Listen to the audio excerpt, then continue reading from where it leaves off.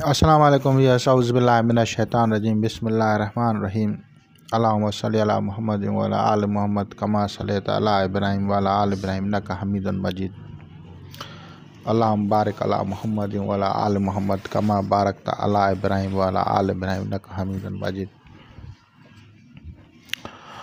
औज़ुबिल्लाहि मिनश शैतानिर रजीम बिस्मिल्लाहिर रहमानिर रहीम। आज हम गुफ्तगू करेंगे जादू की अशिया को निकालना। क्या जादू वाकई हकीकतन निकलता है और अगर वो निकलता है तो किस कैफियत में निकलता है।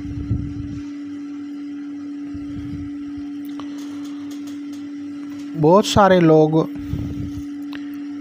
इस चीज़ के शायक हैं कि जादू निकले, वो अपनी आँखों से देखें, जबकि जादू के इलाज में अगर जादू को वहीं पे ख़त्म किया जाए तो भी ख़त्म हो जाता है। लेकिन एक शौक़ होता है, एक पर्सनल इंटरेस्ट होता है लोगों का कि हम वो चीज़ें देखें। इसके लिए जब उनको वो हुनर आ जाता है तो बहुत सारे लोग इसको ज़रिया माश बना लेते हैं। ये एक फ़न है, ये इल्म है और इस इल्म के भी दो पहलू हैं। कुछ वो हैं जो कि जाली या झूठ मूठ के तावीज़ निकाल के दिखाते हैं, नकूश निकाल के दिखाते हैं, या हाथ की सफाई समझें उनके पास होती है। जैसे मैजिशियन आपको दिखाता है तो वो जब करतब दिखाता है तो वो जो दिखाता है वही आपको नज़र आता है। लेकिन असल जादू जो है वो मुख्तलिफ़ किस्म का होता है। असल जादू को मुख्तलिफ़ किस्म की चीज़ों पे किया जाता है। एक जादू है जो कागज़ पे एदाद, तस्वीर, नकूश बना के करते हैं। कुछ जो हैं वो मेटल्स या धातुओं पे लिख के करते हैं। कुछ जादू वो होते हैं जो कि पुतला बना के किया जाता है। इसी तरह कुछ जादू वो होते हैं जो कि जानवरों की हड्डियों पे, जानवरों की खाल, जानवरों के परों बाल, परिंदों के परों बाल, खाल या उनके एज़ा जिस्मानी को इस्तेमाल करते हैं। इन सब तरह के जादुओं से मखलूक़ात को तकलीफ़ात दी जाती है और उनके निकालने के लिए मुजरबात होते हैं। हर बंदे के पास अपने मुजरबात होते हैं। तो हम आपको पहले भी एक मुजरब अमल पेश कर चुके हैं जो कि सूरह मुज़म्मिल की आयत बामौकिल का अमल है। लेकिन एक दूसरा अमल जो भी आसान है, मुजरबात से है, वो भी हम पेश करते हैं। फ़र्क क्या है सूरह मुज़म्मिल की आयात बामौकिल से अगर आप कहीं भी जादू को निकालना चाहेंगे तो वो मट्टी बन जाएगा, रेत बन जाएगा। क्योंकि इस इल्म का दूसरा नाम है दफनशुदा चीज़ों का इखराज करना या गड़ी विद्या को निकालना। सूरह मुज़म्मिल की जो आयत मुबारका है, सूरह मुज़म्मिल ख़जाने को निकालने में भी पढ़ी जाती है। उसमें ये होता है कि जो चीज़ भी निकलेगी वो मट्टी बन जाएगी, क्योंकि उस आयत मुबारका की जो नूरानियत है वो उस जादू को, दफनशुदा चीज़ों को मट्टी बना देगी, रेत बना देगी।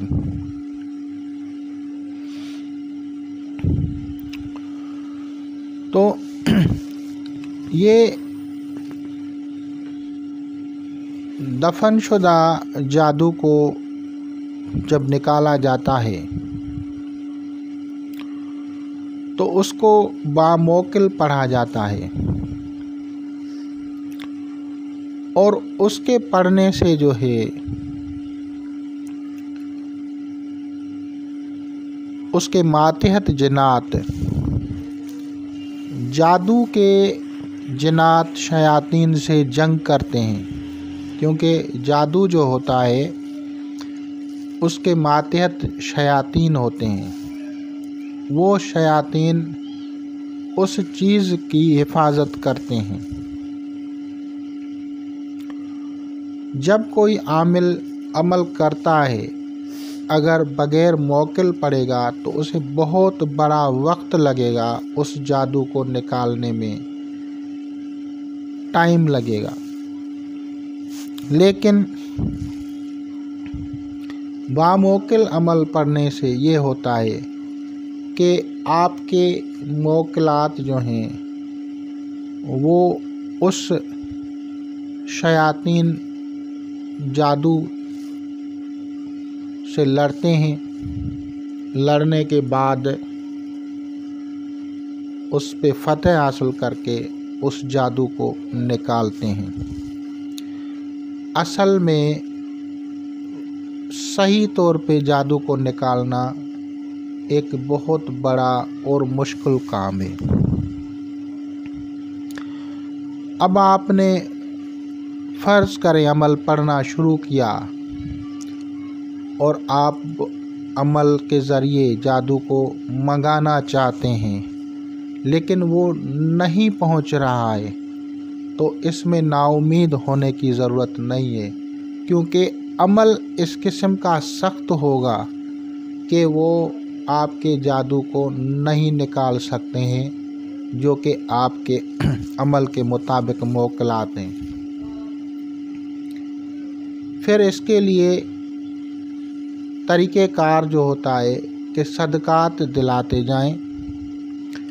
सदक़ात आमिल खुद नहीं इस्तेमाल करेगा, सदक़ात मरीद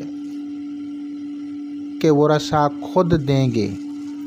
अगर वो नहीं दे सकते तो फिर अमल इखराज व सहर न करें, क्योंकि जो अमल के मौकिलात होंगे जब उनका मुकाबला जिन्नात शयातीन से होगा तो वो कभी कमज़ोर पड़ जाएंगे। तो आप जब मौकिलात के नाम की न्याज देंगे, सदक़ात देंगे, तो उससे ये होता है कि आपके अमल के मौकिलात को कुदरत अपनी क़ुव्वत अता कर देती है और फिर वो ताकतवर होकर वहाँ पे मुकाबला करते हैं। लेकिन अगर कोई सदक़ात न देना चाहे या वो बेएतकाद हैं तो फिर इखराज सैर को न करना चाहिए।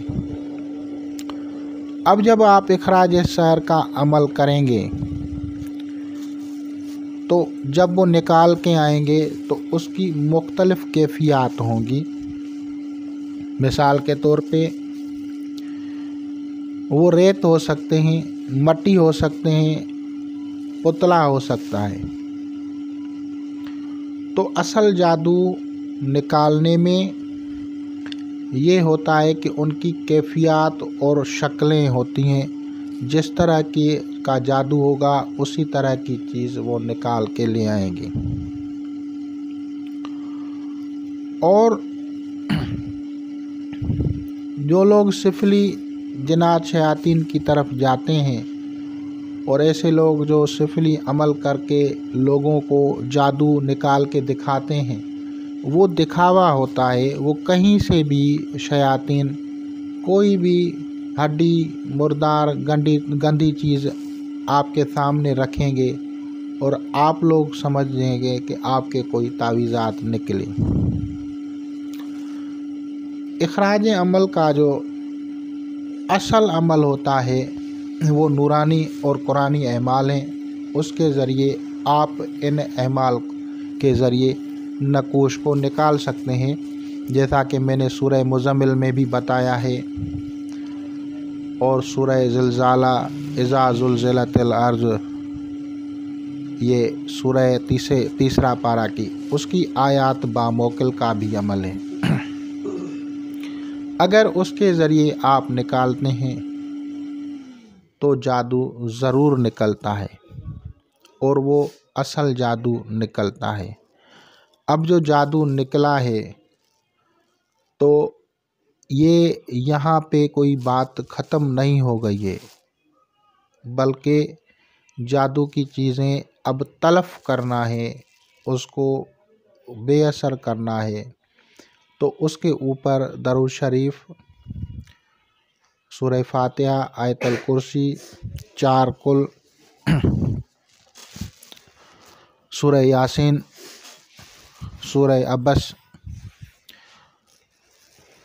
सूरह कुबरत, ये सब उसके ऊपर जब दम करके और दरूद शरीफ उसके ऊपर दम करेंगे तो वो बेअसर हो जाएंगे। फिर उसके ऊपर जो है दूध डाला जाता है। अब दूध क्यों डाला जाता है तो इसकी भी एक लॉजिक है, क्योंकि आप लोग कहेंगे कि दम किया है तो उसके बाद दूध की क्या ज़रूरत है। तो दूध जो है दरअसल ये मून से ताल्लुक़ रखता है और चाँद जो है ज़ुहुल के असरात को ख़त्म करता है। ज़ुहुल जो है ये एक ऐसा सयारा है, ज़ुहुल में सख्त किस्म के सारसती के जादू किए जाते हैं, सख्त किस्म के अमलियात किए जाते हैं, जिसके असरात बरसों तक चलते हैं, बल्कि नस्लों में चलते हैं। तो जब आप उसमें वो डाल के और फिर उसको दरिया में बहाते हैं तो वो टोटली तौर पे दरिया या समंदर या नहर में या जारी पानी में डालते हैं तो वो जादू ज़ाया हो जाता है, तलफ़ हो जाता है। जादू की अशिया में अगर कांटे गड़े हों तो वो निकालने हैं, गांठें हैं तो खोलनी है। अगर गांठें हैं तो खोलनी है, ये चीज़ें याद रखें। अगर कांटे हैं तो निकालने हैं। फिर उसको उसके ऊपर दम भी करना है और दूध डाल के तलफ़ भी करना है।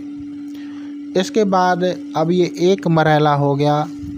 दूसरा मरहला जो होता है उस मरीज़ का इलाज करना। तो उसके लिए आप जिस चीज़ के आमिल हैं उसको कर सकते हैं, लेकिन मैं मुंदरा शरीफ से इलाज करता हूँ और मुंदरा शरीफ का धागा जो है वो आप दम करके मरीज़ को डाल दें। और मुंदरा शरीफ अगर आपका मरीज़ करीब है, आपके करीब है, रोज़ाना आ सकता है, तो उसको रोज़ाना दम करें।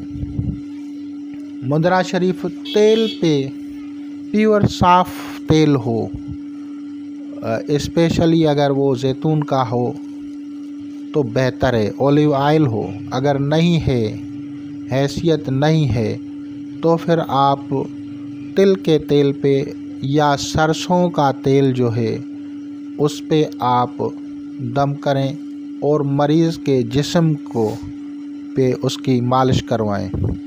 यह मालिश सर से लेके पाँव के तिलियों तक, हाथों की तिलियों पे, रीढ़ की हड्डी पे, कमर पे, जोड़ों पे, हर जगह पे मालिश करवानी है। जस्ट लाइक जो पूरी बॉडी का मसाज होता है, इस तरह करने से उसकी जो तकलीफ़ है वो ख़त्म हो जाती है।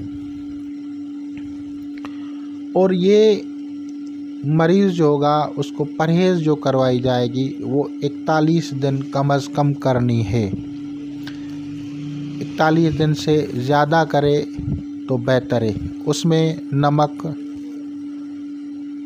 और मसालेदार अशिया, गोश्त, मछली, अंडा, ये मरीज़ को मुकम्मल तौर पे बंद करनी चाहिए। तो उसके बाद उस मरीज़ को जो जादू के असरात होंगे उससे शिफा हासिल होगी और उसको दवाई भी लगेगी और बीमारियां भी ख़त्म होगी। अब आते हैं जादू के उस अमल की तरफ जिस अमल को मैं कहता हूं कि अगर आप पढ़ेंगे तो उससे जादू निकलेगा। तो उसके लिए भी 2 तरीके हैं। एक होता है बतलल सहर लफ्ज़ अगर लगाएंगे तो जादू ख़त्म हो जाएगा, लेकिन अगर आप जलब सहर कहेंगे तो जादू आपके पास आएगा। जलब सहर के लिए क्या होता है? जलब सहर या अलीकन या मलिकन या तलीकन अंत तलम माफ़ी कुलूबहुम बेहक याबुदू। इस अजीमत को मरीज़ के नाम, वालदा के नाम के एदाद के मुताबिक पढ़ें। अगर मरीज़ खुद पढ़ने के काबिल है तो खुद पढ़े तो भी, या उनके घर वाले पढ़ें तो भी जादू हाज़िर हो जाता है।